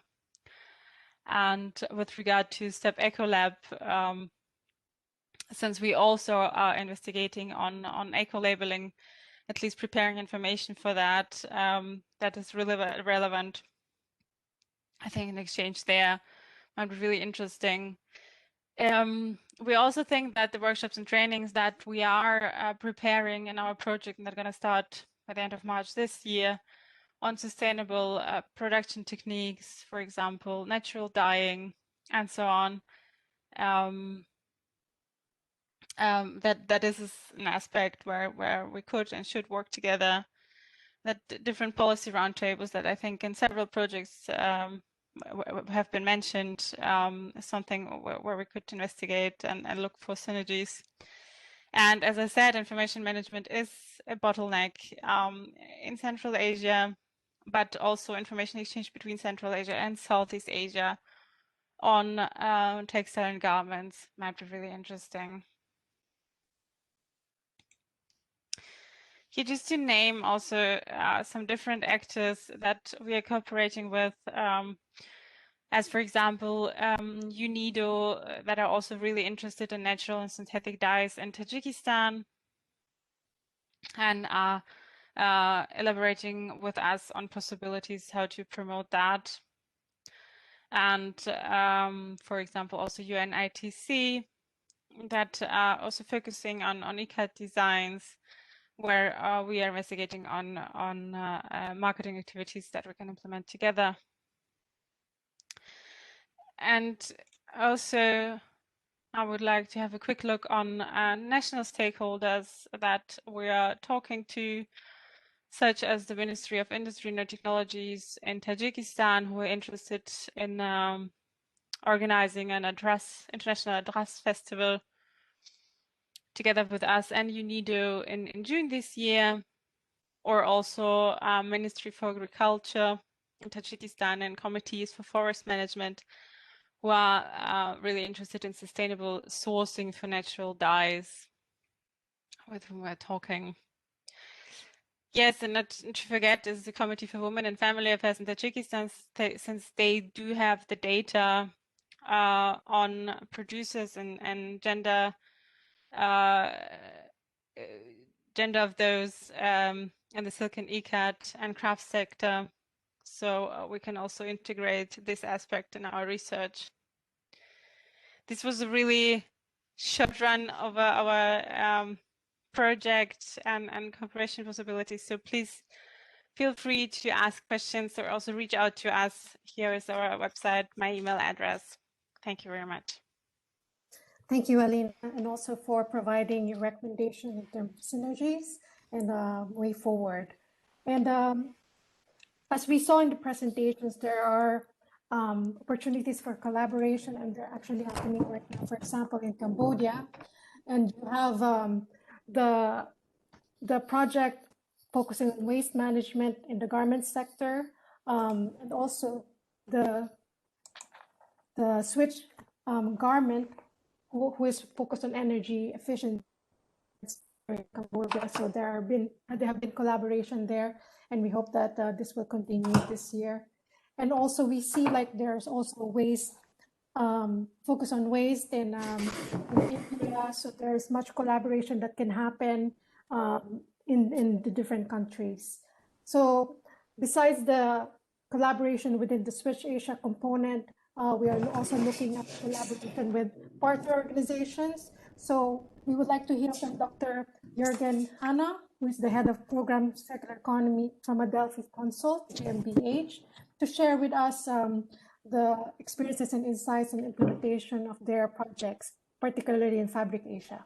Thank you. You have the floor. Thank you very much, Lorraine. Thank you. Yeah, in continuation, what has been already cited, what you've made right now, Lorraine, about looking synergies and cooperation also outside the EU switch fold, and also what Bradley has mentioned in his presentation, which I mirror and very much feel with. There are quite a lot of parallel presentation often taking place, and there's a need basically for coordination as well as exploring the synergies. What I'm presenting right now, as Lorraine has mentioned, another regional activity, which is basically funded by the Federal Ministry in Germany of Development Cooperation and BMZ, and implemented by the GIZ and Adelphi with its consortium partners, Aspire Consult in Pakistan, Reed Consulting in Bangladesh, and TÜV Rheinland in Vietnam, has been contracted by the GIZ to implement the environmental component, the so-called environmental component of this project. And what I would like to give in the next maximum 5 minutes is an overview. What is this regional initiative called Fabrics all about, and where might be possible link points to the activities we are doing all together under the EU switchboard. Okay, so now it would be nice. Yeah, okay. So presently the project is in the second phase. It started quite early, as you can see on the right-hand corner. Earlier it was called SLSG, Sustainable Social and Labor Standards in the Garment Industry in Asia.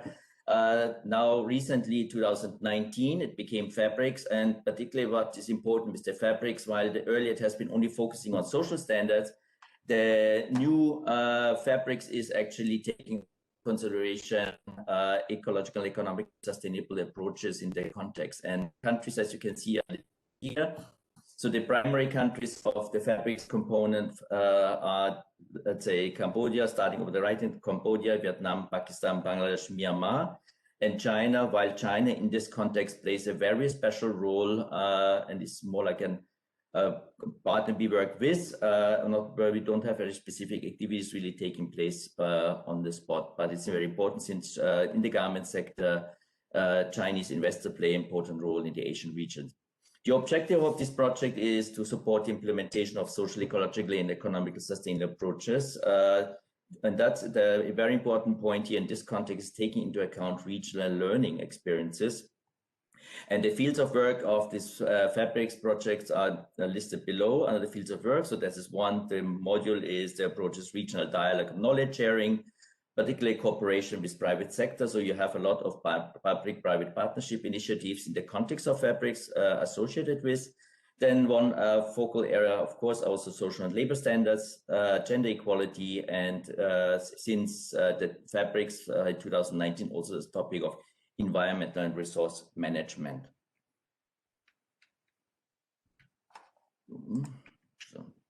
So to quickly to have a look at the organizational setup of the whole project, as well as the important partners which are involved in the different countries. On the left side, you see the organizational setup and the projects which are directly associated with Fabrics. There's the so-called regional main hub, which is located in Phnom Penh right at the moment. In addition, we have an environmental hub in Dhaka, Bangladesh. And in the other participating countries like Bangladesh and Vietnam, we have also country focal teams.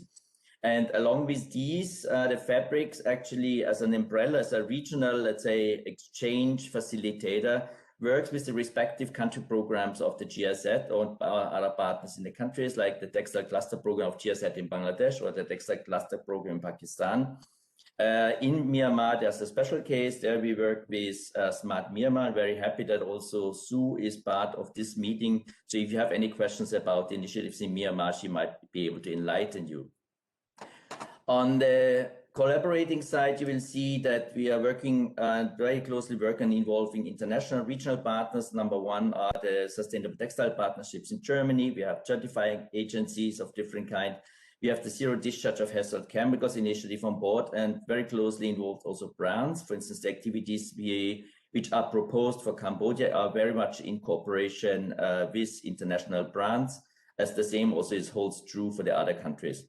And an important part of it is also the university networking. Bradley mentioned it is very briefly in his presentation, that there's also a focus on, let's say, integrating this kind of learnings into the curricula and the learnings of universities, so they can play in the medium term also their role. And that is also features in the fabrics, both in terms of linking, for instance, universities in the various countries amongst each other in the region, but also with outside the region, for instance, with universities in the European area.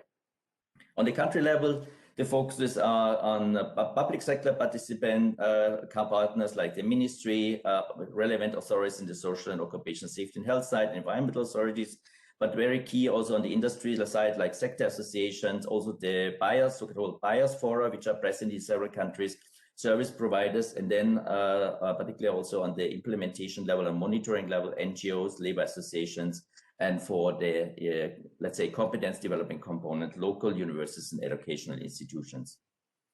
Just to briefly highlight some of the areas where the focuses are with regard to environment. So we can basically, let's say, summarize them under 3 terms: chemicals, water, and energy.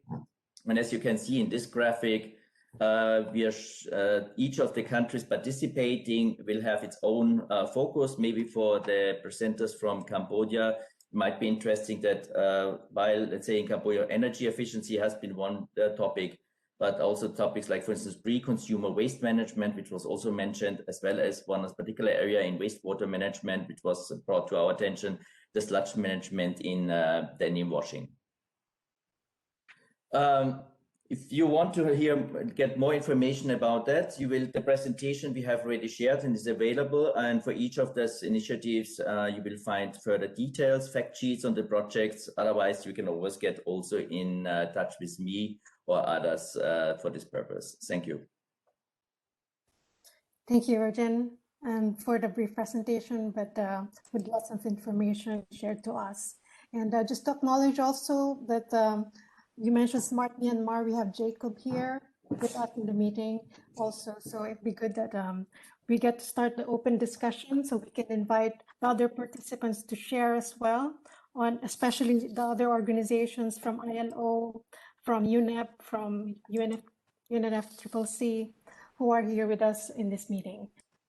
So I provided the guidelines for discussion, some questions that are raised. If you have more time, we can extend for another 15 minutes to discuss and these key questions on how we can move forward, having all this volume of knowledge coming from the grant projects and how we can scale this up through collaboration and partnerships.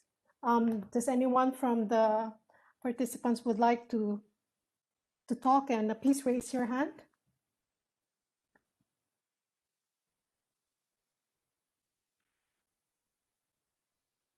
Since we don't have it, maybe we can start with Bradley, because you shared with us the answers to these questions that was raised, and it is very important. If maybe we can share this with in this meeting.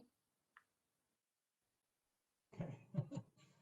Hold on, let me get. So the first question is, how do we improve, consolidate synergies between the 3 components: grants, RPAC, and SPC facility? So, I mean, I think I really just thought about this from an in-country perspective, and just, I mean, I think EU Switch, you know, Miss Lena, I know Miss Lena from the MOE, but I think we can do better to, or not better, but we have some opportunity to collaborate on several things between our projects. That's one thing. I'm not saying that's really missing yet. It's early days, but that I'm looking forward to that.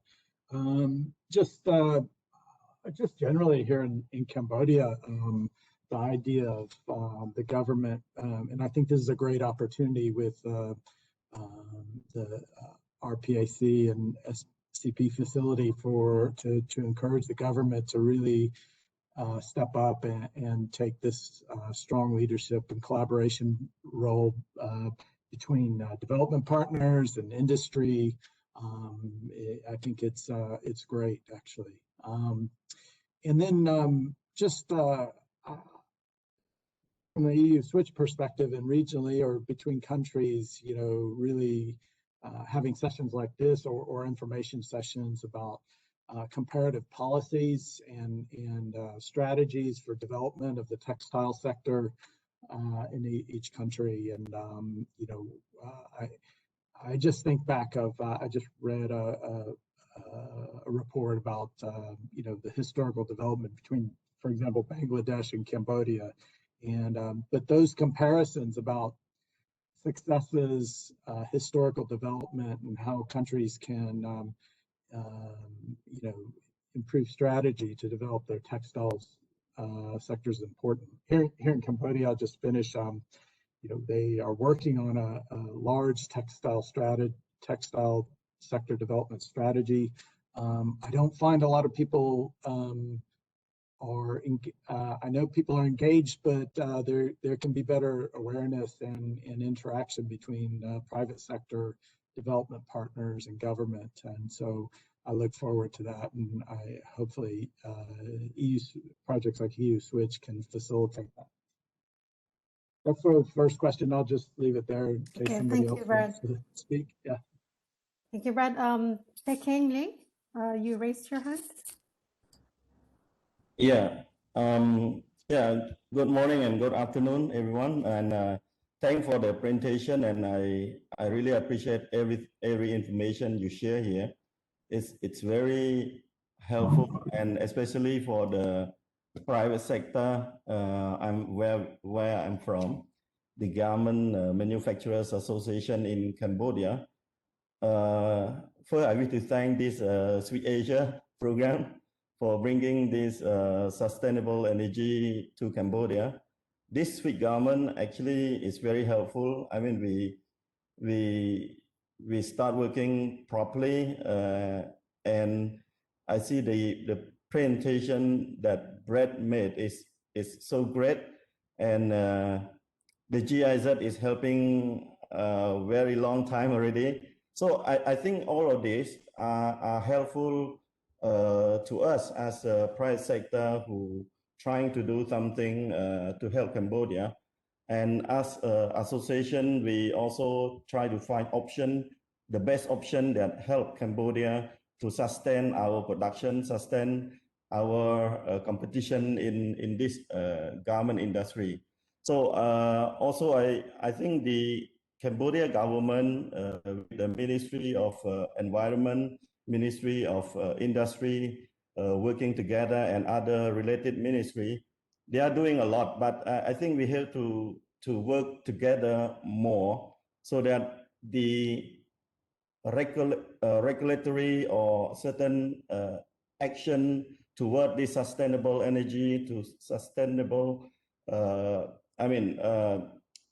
development of the industry are all more practical in a way that what the private sector is need in their production, in their operation, and in their investment, so that Cambodia can be more environmental friendly. We can sustain more energy consumption here. I think Cambodia is the energy in Cambodia is very costly, and this project is very helpful to our garment and textile, footwear and travel goods investment. And I hope with the project going on with this, our industry will be more competitive. Thank you. Thank you, Pekeng Lee, and thank you also because with the GMAC, the Garment Management Association in Cambodia, the Switch Garment and also the project led by the SCP facility on waste in the garment sector are now collaborating and complementing their work and not overlapping and duplicating the work that has been done. So there's collaboration that has started there. So that's a good sign, and maybe we can continue having this kind of collaboration. This can be also a possibility with the grant project in Uzbekistan, where we will be starting country support that will provide guidelines on SCP in the garment sector. So there's a room for collaboration there as well with the grant project and the country support provided by the SCP facility, in line with the roadmap on SCP that the regional policy advocacy component is yeah, also but we are so sorry to countries. see that the COVID is affecting us. Yes, so that's Yeah. also one of the issues that have not been raised here in terms of COVID. And if ILO is still present in the meeting, because they have a report on the impacts of COVID crisis in the garment sector. And this is also a good report which can be shared to everyone and see how we can be able to collaborate with ILO. And thank you very much. are there any more comments or yes, Arab?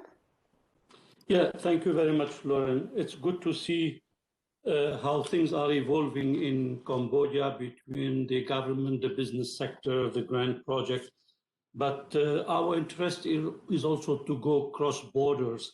And listening to the last two presentations, they were both highlighting how we can effectively share experience and learn cross border, how much we can learn from the Kashmir experience in Mongolia, taking back to the silk and ikat. Is there a possibility to exchange even though the scale is different? How much can we share about the guidelines and the policy instrument, business to business? In some countries it has been working better than others. It will be interesting to see and to hear from our colleagues who are implementing the grants, but also the expert in the countries, how they would like to see this cross-border collaboration and partnership, and what they would they expect from us as a Switch Asia, whatever the component of Switch Asia, to further support them in this platform, to further create those partnerships and share this experience. And all of them are working on chemical, on waste management, on water efficiency, resource efficiency, different angles, different experience. Our interest from this cluster meeting is how can we create synergies and improve and enhance the knowledge cross-border to make things better. Thanks, Arab. And if you can raise your hand to address what Arab mentioned, to share with us also. And Nadia, you have your hand raised. Hello, my name is Nadia Zdravkova. I'm the other project manager of ROOTSIS project in Uzbekistan and Tajikistan. And thank you very much for listening for our short presentation. I think for Central Asia, especially, it is really very important to collaborate with different partners on this issue. As we know, Central Asia was a closed region from Europe and from Southeast Asia for a pretty long time. And right now, Switch Asia just has started to implement grant projects. So we are really actively searching for partners among the ministries in the countries Uzbekistan and Tajikistan. And right now, of course, we are planning to connect directly with the Uzbek Textile Prom Association in order to see exactly what they are doing and how we could collaborate together, even if they're working on cotton and we are working on ikat and silk production more. But also, I think it's very important for Central Asia to actually create something like a database of active international donors working in the textile and garment sector, because there the problem is actually that the communication flow also in the countries is not very strong. So as you know, also from other regions in the world, many times programs and projects are very similar and people don't know from each other. What we are also supporting, my colleague Alina didn't have time to mention actually that we are planning cross-border events between Uzbekistan and Tajikistan twice a year in the form of business-to-business initiatives, but also consultative meetings of businesses and governments, as well as policy roundtables between Tajikistan and Uzbekistan on sustainability certification and also laws, because of course the policies are different, and we know about the a huge development in Uzbekistan in the last years, but also they have very similar situations as being a part of the UdSSR in the past and having a very strong common historical background. So we are very happy to collaborate in the Central Asian region, but also really strongly in the Southeast Asian region. And even such platforms as now are giving us the opportunity to, after that, connect really with other grants projects and with national programs. So thank you very much for this. And I think generally more closer collaboration and more similar events will actually help us to define exact opportunities of collaboration between our specific projects. Thank you. Thank you, Najat. So we also see hands raised, Misarangu, Bradley, and Tathir. Misarangu, if you can speak first. Okay. First of all, thank you for Alina Almar to propose us to collaborate closely and share information. I will be glad to collaborate with their projects and share the information, because silk is also one of the important components for the Kashmir garments, and I think that we could find out the way to collaborate. Concerning the experience sharing, I think that for the project like our project, which is starting, information on the green textile technology is very important. I think that Switch Asia program, if we set up kind of information sharing platform, online platform or regular workshop meeting to exchange what kind of green textile technology the other project is implementing. If we are sharing our experience, it will regular basis, it will be very interesting. And I think that there is a many projects who has more experience than our project, so they could provide us some water efficient technology, energy efficient machinery, best wastewater treatment plant, and what was the best experience and what was the challenge, how they they solved these experiences, these challenges would be interesting for us. And I think that the efficiency technology is the same for textile sector. It just needs to share the information.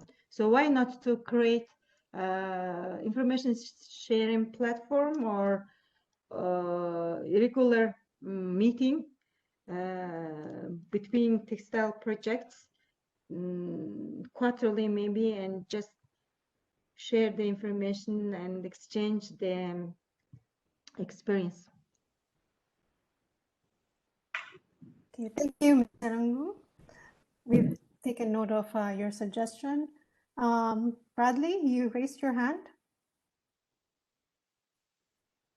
Yeah, I also want to mention, I think, I mean, for the context of Cambodia, their government sector is the sustainability is so dependent on the value chain demands for sustainability coming through brands. And, we see major brands, we know that the sustainability demands from their customers it's more than just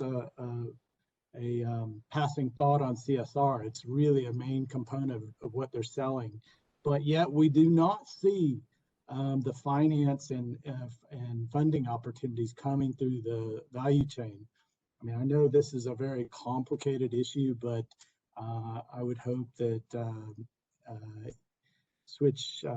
EU Switch can also provide some platform for interface with the brands, talking about sustainability, especially the fast fashion sector where margins are so thin, and that translates down to the factories. It's very difficult for them to improve sustainability if they don't have, more of the pie, really. So that's sort of what we're saying. I know there's a complex issue, but interface with the international brands, and maybe you can consider events with interfacing with them on sustainability would be interesting.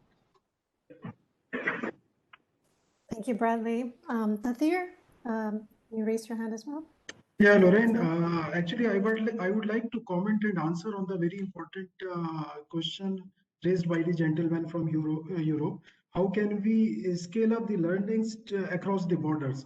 So I would like to update, as I reflected in my presentation, that we are already working through this project in eastern part of the country. We are already working. The organization is already working in the northern part of India, and we are exploring the possibilities maybe in next 1 year's time to scale up in another southern part of the country, which will actually complete around 90% of the leather sector in India. And we, with the help of tangible results, we would be able to move towards sectoral transformation. At the same time, we have boots at the ground in other countries in Asia and even in Africa. So the relevant government entities have already started talking to us. How can we scale up similar learnings to countries like Bangladesh, which is facing by and large the same challenges in leather sector, Ethiopia, Sri Lanka, and these countries. So I'm very sure that this project will help us to scale up the learnings in other countries as well. And we are certainly exploring the possibilities to submit our project propositions to relevant funding agencies, donors within Asia, as well as to the Europe. Thank you so much. Okay, thank you, Nadir. Are there any more comments from the participants? Okay, we received a lot of suggestions so far on way forward, on how we can collaborate further, and how we can also have more synergies between the three components. And after this internal meeting, we will provide a report with all those recommendations that are mentioned. And then we are planning to have as a result of this meeting, a big conference, maybe in the latter part of the year, and also bring in the suggestions that were raised in terms of further discussions or meetings. We will take this into account. Thank you very much. We now, since we don't have enough time, it's already past the time allotted for this meeting. I give the floor to Aram Hobala, who's the team leader of the Switch Asia SCP facility, to provide the closing remarks. Thank you. Lauren, thank you very much. Thank you, colleagues. I thank for the ones who remained so late. Sorry for not managing properly time, but we had some longer presentation than expected, but they were all very interesting. So what we can take from there, I will not take half an hour, don't worry, I will be brief. But it was important to note from the beginning on the presentation from the EU, being one of the largest consumer of textile and the textile that is produced in Asia, that they are now consulting much more on how to ensure that SCP is in the textile sector, more and more aware about what we call sustainability in fashion or fashion sustainability, see how you want to look at it, because they have a demand from the consumer that is becoming much more strict in what they want, looking for second-hand, looking for recycled product. looking at the how they are produced and the workforce and so on, considering the accident that happened in a couple of countries. So a platform for partnership will be created in EU, even though they will still have all the challenges remain, even if there are a lot of improvement happening here and there. But the challenges, because of increased production, increased demand with the middle class that is increasing all over the world. So we absolutely need to see how we can reduce the waste from those products. And we have heard about a variety of examples that are being promoted actually in different projects in Asia, where innovation is very well promoted, finding solution on how to make sure that the waste are valued. And interesting example that we have heard in innovation for converting waste to values. I'm not going to list them here, but we definitely need to follow those cases, not for what they are, but for what we can learn from them and how this can be promoted elsewhere. The difficulty of the government sector should not be neglected. It's very risky, low margin, but still there are a lot of opportunities, a lot of low-hanging fruit there to make sure that we can effectively improve the sector, water efficiency, energy efficiency, discarding the chemicals and making sure that the sector is by far better managed. So partnerships are essential in this sector, much more than they have been doing so far. The role of government in leading and providing the right legislative framework, but also the role of business sector in looking there at the business opportunities, in becoming more environmentally friendly, more socially responsible in the long term, through resource and energy efficiency. A variety of codes are being implemented, eco-labeling framework, voluntary code of practices. Different countries are applying it differently, but we absolutely need to see how we can cross-learn from each other in order to make sure that the hotspots of water and chemicals become less critical, are better managed, and so on. And finally, the need for synergies, the need for cross-partnerships, multi-stakeholder partnerships, where we will bring all the stakeholders together, sharing knowledge. A lot of knowledge exists there, but not properly shared. A lot of technologies exist there. Not everybody is aware of it. Need for public-private partnership. We can see from our side how much we can help in promoting that. We took note at the end that you wish to have a database particularly in Central Asia and those priority sectors, opportunities to connect. We will try to see how we can go further with that. And Lauren mentioned that we'll be having a larger workshop at the end of the year, larger conference. This will be our next step in about 6-7 months.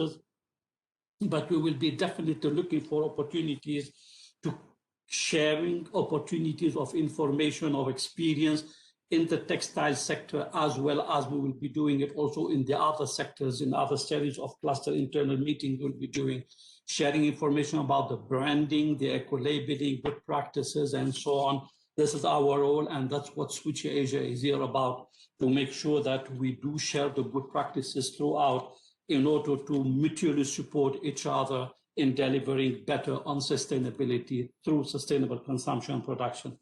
With this, thank you very much. Thank you all. Thank you for being patient with us.